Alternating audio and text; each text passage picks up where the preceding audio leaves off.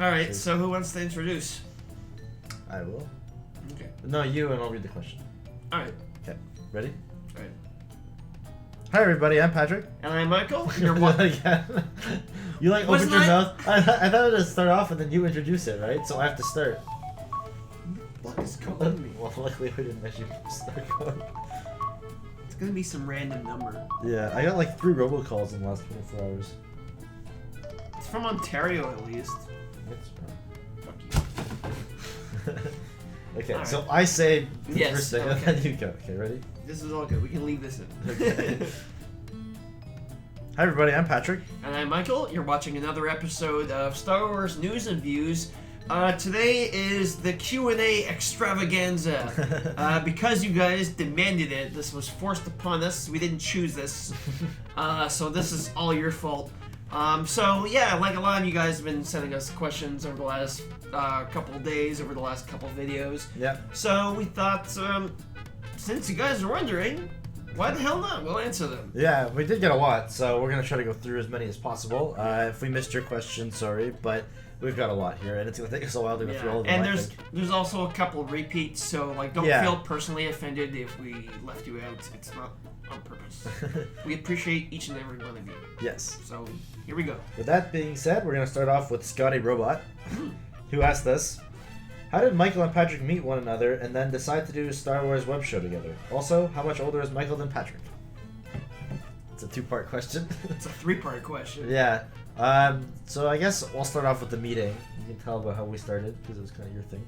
So I met Michael when I first moved downtown Toronto from Mississauga when I started my second year of university. Mississauga is a suburb. Yeah, we both went to U of T, so I actually found Michael through Craigslist. I was just looking for an apartment. I was looking to fill a roommate. Yeah. He was one of the guys that came along. Yeah. It was down to you and one other guy. Actually glad you took me. Yeah, so I just like moved in and then we started to live together. I didn't really know. We just hung out every now and then and watched like Simpsons at first, and then you know, after time went on, we ended up becoming better and better friends, and then we hung out for a long time before we made this show. Like, how long? 4 years? Yeah, probably before we even started. It was a long time. So we've been like good friends since then, you know, living together, and then eventually Mike moved away. And we still hung out, obviously, all the time. We'd come by and crash. Basically, I'm a student, so I ran out of money because I'm freaking poor, so I had to move back in with my parents. Yeah. But yeah, no, it's different. Like when you like live with someone and you're friends with them, it's more like living with like if you're close to your brother or something like that. It's more of that type of relationship. Like I would even go to like your family cottage and your family barbecue and stuff like that. It was that typical like college roommate thing you see in the time, right? there was like there's been your bedroom basically at one point became the living room where people would just drop in, like even when you were not home, and just be like, I ordered pizza and stuff to go hang out in my living room when I wasn't even there. So that's how we met. And then how we started the show, well, from what I remember, we were wanting to do something sort of creative and something we knew YouTube was a good forum for doing collaborations and creative stuff. And I think it was my idea to do the show because it's so simple. It's simple enough that you could actually do it every week. Where it's like, and basically my inspiration was like, you know, there's shows about sports where it's just a couple people talking about, okay, who's being traded, what are the stats, you know, who won last night. It's like, why can't you do that about Star Wars? There's since they sold it to Disney, there's enough constant stream of news where you could actually do that. So, before the Disney sell, like there would be no point in really having a show like this because there's not enough news all the time. You're going to talk about the Clone Wars and that's about it. Yeah. And how there's going to be no more Star Wars movies. Every day. So once there was all this, the machine was in motion, we were like, well, let's try it. And so we just tried it, and it more or less worked. And then, you know, over the years, it's been successful. So that's kind of how it started. We always said that we were kind of like the Wayne's World of Star Wars news, where it's just like two dudes doing it from like essentially their living room. And that's why kind of people like it, because it's like not corporate controlled. It's just very low tech. And who better to talk about it than a couple of nerds? One who wrote a book on Star Wars. Yeah, exactly. So so. And Michael's 6 years older than me. That was the end of that question. Oh yeah. Yeah. Yeah, I'm the old man. I'm in my 30s. No one believes that. Coming from Michael TV. That's kind of funny. His middle initial is T, last name is V. What did you both think of John Williams' score for The Force Awakens? A lot of people seem to be divided on it. They either hate it or love it or are indifferent to it. I personally loved it. I've seen the movie 6 times and I notice and appreciate the score more each time. How do you guys like John's score and where do you rank it with among the previous films in the saga? So, I agree the first time I watched the movie I didn't really pay attention to it too much other than like the sort of X-Wing theme where they kind of flew in and stuff. There wasn't anything completely that stood out to me the first time I watched it. The second time I did start to notice the theme a little bit more. I think I kind of have to like sit down like another time and just listen to it start to finish to get the whole feel of it. But I did like it a lot and I definitely would rank it, I don't know, somewhere in the middle of them. I don't know which one other than episode 5 was my favorite. So yeah, I would agree. Episode 5 is my favorite as well. We said this in the video, or like our reaction video when we came out of the theater. Yeah. I actually was underwhelmed by the score, but I will agree with you in that every time I've gone back to watch it again, I appreciate it more and more. I really like Kylo Ren's theme. I really like Rey's theme. I really like the X-Wing and the Resistance theme. Yeah. And your family bought me the score for Christmas because I spent Christmas with Patrick's family. So they actually bought me the CD of the soundtrack. So I've had a lot of time to like actually sit down and just absorb the full thing. I think the problem with it is that the film moves so fast that a lot of it is just like action music. Yeah, it's very like dun dun dun dun dun dun dun dun, like like that sort of action music type of thing. Yeah. As opposed to slower, more themes, but like Rey has a really good theme, Kylo Ren and stuff like that. So every time I come back to it, I like it more and more. But my first impression, I was like, it was good, it wasn't great. Yeah. I'd probably actually rank it last. Oh, really? Even now. I'd say the prequels had better scores. That was the best part of the prequels was the scores. Yeah, that's true. But like the bar is set so high that being last of the best is still a pretty big compliment. Yeah, I mean John Williams, I don't think I've heard a theme by him ever that I didn't like really. He's never made even a mediocre score.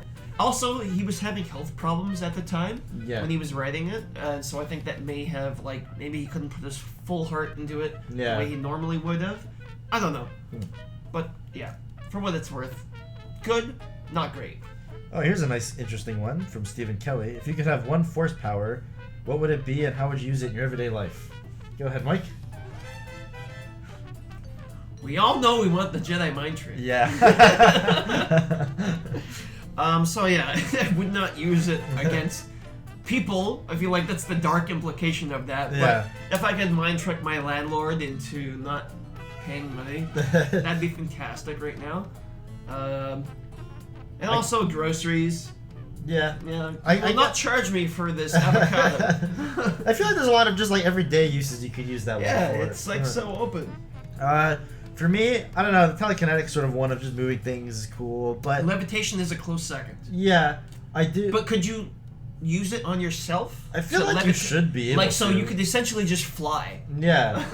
But also I'm gonna point out, depending on the power of force lightning, you might be able to, get yourself off the grid and just have a kind of renewable energy of just electrocuting and starting up your house. I never thought about that. Yeah. My uncle's cottage isn't on the power grid, so anytime I'm running out of energy there, I can just start it up again. So here's an interesting thing. I'm gonna use the Sith power to get off of energy and for a green reason, and Mike's gonna use the Jedi power to manipulate people. What's really the evil one here, okay? Alright, next. Nat Calderon.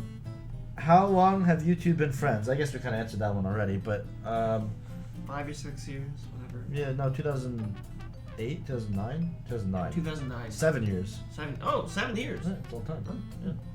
There Cool. you go. Alright. News to me. Yeah. Rayless Stallion asked us, who is your favorite Jedi and Sith? Do I start? Go ahead. Do you start? Oh, I answered Who the talks last one. first? Well, to be honest, neither of us are really that big into the expanded universe, especially now that it's irrelevant. It doesn't even make a difference anymore. Yeah. I always really liked the character of Exar Khan, which was, he was mostly, I think he was, or maybe exclusively, from the comics. He was in the Old Republic days. If you've read the 90s series Tales of the Jedi, I think that's where he started. And he was always really cool. Actually, I read that, I didn't really know this from the comics, just because, these characters, they start and then, they go on for 10 years and they get so convoluted. By the way, apparently, he enslaved the Massassi natives on Yavin 4, and he actually forced them to build the temple that the Yavin base was on. I didn't really know that, but that's kind of cool. Yeah. So that's your favorite Sith? I guess. Okay. You can't really compete with Darth Vader, but yeah, from the film. That's such a boring answer. If we're gonna go with the films, I'm gonna just go with Sidious. I think. I thought he was always, especially in the prequels, anyways, was really cool in that he was really manipulative, and of course, he's always this master planner guy who was behind everything, which is kind of became a trope in and of itself almost because of him, right? From the movie, that's what everyone knows is from this evil sort of conniving guy in the background manipulating stuff. The only thing that I would say about him, honestly, is that he doesn't really have a very good motive, but that's kind of where I like the EU coming in with the what are they called? New Jedi Order? Yeah, the New Jedi Order series. Vector Prime? Yeah. And that he was actually trying to mobilize the Galactic Empire and create this sort of union to stop an incoming threat from another galaxy, and that's kind of gave him more of a reason to do some of the stuff that he did underhandedly to kind of gain power. But what are they called? The Yozon Vang or something like that? Yeah. Very close to that, anyway. Yeah, we're idiots when it comes to the expanded universe, so you'll probably correct us. But I liked him for that. So what about your favorite Jedi? Favorite Jedi? It's gotta be Luke Skywalker. The brilliant thing about Star Wars, for me, and the reason why there's Han, Luke, and Leia, and that's the core, right? Yeah. And the brilliance was, okay, so from a man's perspective, Princess Leia is your bratty kind of sister kind of character, and then Han Solo was the person you wanted to be, and then Luke was the nerd that you actually were. Yeah. And that's why I thought that trio worked. It was like a family unit, right? Yeah, like Han was the cool older brother. Yeah, that you wished you could one day be like, but you actually weren't. You were actually just this dweeb from Tatooine like Luke, right? Yeah. So I always I know especially with The Force Awakens, Han Solo is the main character and Luke is really not present. But I always felt a really strong personal connection to Luke Skywalker, especially growing up as a child. I was not a cool, popular person, so I kind of really identified with this person who was themselves unpopular, even within his own town. Yeah. Even if you see the deleted scenes, they're making fun of him and stuff. Yeah. So I don't know. I know that's a stupid answer because there's so many Jedi characters, but yeah, I don't know. Always been a Luke fan. Yeah. I would say Obi-Wan. I thought you were gonna say that, so I kind of had a backup plan. Obi-Wan's a close second. Obi-Wan was my favorite. Yeah. I really liked him because of his when you first meet him in Episode 4, he's this old sort of scholar there, and he's been around the block sort of, and he seems like a very well-in-tuned person. He was able to kind of be introspective, but also kind of be there to protect over everything. And Yoda's cool, but Yoda was always just there by himself and kind of hit off and did nothing at all. But Obi-Wan was always there to watch over stuff and was the immovable object who was always trying to be the force for good in the universe. At no point throughout the whole series did I ever feel like Obi-Wan was gonna go bad for any reason. There's the scare with Luke, obviously Anakin does, but Obi-Wan was good from the beginning. He stayed there. He never did anything bad. He never did anything bad. He beat Anakin just through because even Yoda has flaws, in terms of the actions he took and his attitude towards things. And Obi-Wan was he always did the right thing. Right? Yeah, and he didn't have to he didn't have to answer to the Order as much because he was kind of go off and do his own thing, the Jedi Order. I kind of think too, and even I like that he was kind of aware of Anakin and Padme's relationship, Mm-hmm. but he kind of like, if he intervened, it would not help things. So he kind of just sort of like, all right, I see what's going on, like, but I'm not gonna screw you over on this because that's not gonna help. Yeah, exactly. Like he was level-headed like that. Yeah. And, you know, he beat Anakin when Anakin was still pretty strong, just through, like, determination and just, like, staying there strong through the whole thing, you know, and then obviously some strategy at the end of the fight. And overall, I felt like, you know, the only time that he was ever really bested that much was when he died, but he was kind of doing it to pass the torch. Yeah, he was passing the torch to Luke to be like, you have to learn from this, right? Yeah. So that's kind of why I liked Obi-Wan a lot. Mace Windu was my close second, by the way. Yeah. Well, I'm surprised, actually. I really like, especially now that she's popped back in the Rebels, Ahsoka. I didn't think I would like her. When the Clone Wars movie, which is like how the series began, she was incredibly annoying, and I was like, oh, this tween character, she's so fucking obnoxious. Yeah. And then I learned to love her over the course of the series, and now being in Rebels, so props to Ahsoka.